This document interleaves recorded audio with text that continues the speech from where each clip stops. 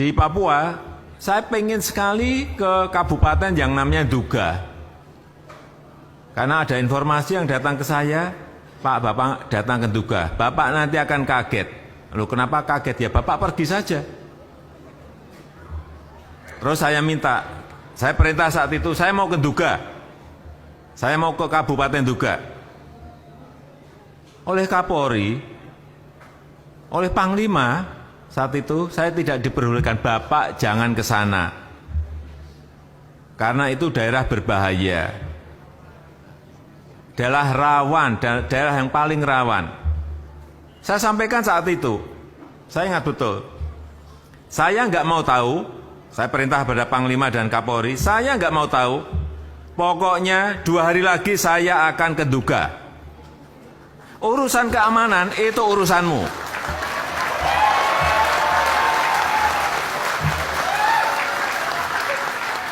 Saya mau terbang ke sana.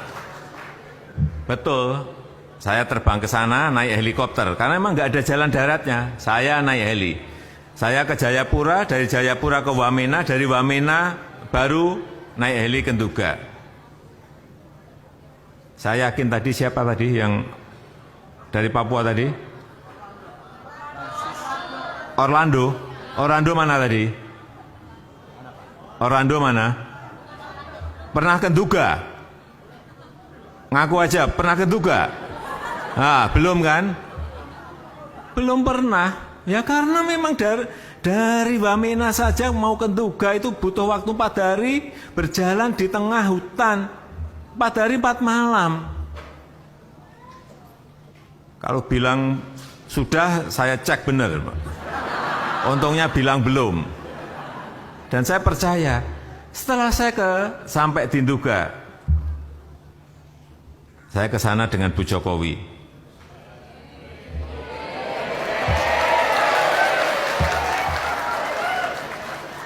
Naik heli. Begitu turun di Nduga, ketemu Bupati, Pak Bupati. Saya melihat itu di kotanya, kantor kabupaten ada di situ. Saya lihat kok nggak ada orang, 1 orang pun. Di tengah hutan ada wilayahnya. Saya tanya ke Bupati, penduduknya di sini ada berapa? Pak Bupati menyampaikan ke saya, Pak Presiden, di sini ada, saya ingat, 129.000. Mana satu aja nggak ada ngomong 129.000. Benar ada, betul Pak. Itu distriknya ada di tengah-tengah hutan Pak. Kalau Bapak mau ngecek silahkan. Pak Bupati ini pintar, pasti saya nggak ngecek gitu. Kira-kira berjalan dari sini ada yang 8 jam, ada yang 12 jam. Ya dia udah nyangka, pasti saya nggak akan mungkin jalan. Ya, oke, saya percaya. Tapi yang perlu saya sampaikan di sini adalah di Kabupaten Nduga itu aspal 1 meter saja tidak ada. Inilah yang menyebabkan saya sedih sekali.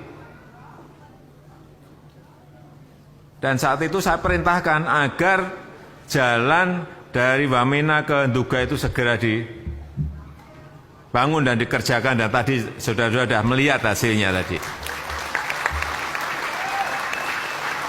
Untuk membuka isolasi saudara-saudara kita yang ada di sana. Membuka dulu. Sebagian sudah diaspal, sebagian belum. Tapi paling tidak kendaraan bisa lewat. Mobil bisa lewat, trail juga bisa sampai ke sana. Itu. Dan sekarang 4-6 jam lah dari Wamena ke Nduga sudah bisa dilalui. Saya sudah mencoba separuhnya.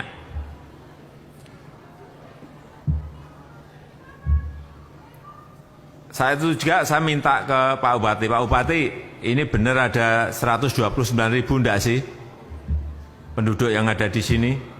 Benar Pak ada. Oke, saya tunjukkan saja tempat yang paling ramai yang ada di kabupaten ini di mana? Bisa Pak, kita ke pasar. Saya diajak ke pasar. Begitu sampai di pasar saya kaget, ternyata di situ juga ada paling-paling 60 orang saja. 60, bukan 60 ribu, 60 orang. Inilah kondisi apa adanya yang ingin saya sampaikan kepada Bapak Ibu dan saudara-saudara semuanya berkaitan dengan pertanyaan tadi. Kenapa saya begitu intent ke Papua? Dorongan apa yang menyebabkan itu? Ya jawabannya yaitu semakin saya tahu, semakin saya ingin memberikan perhatian yang berbeda kepada Papua.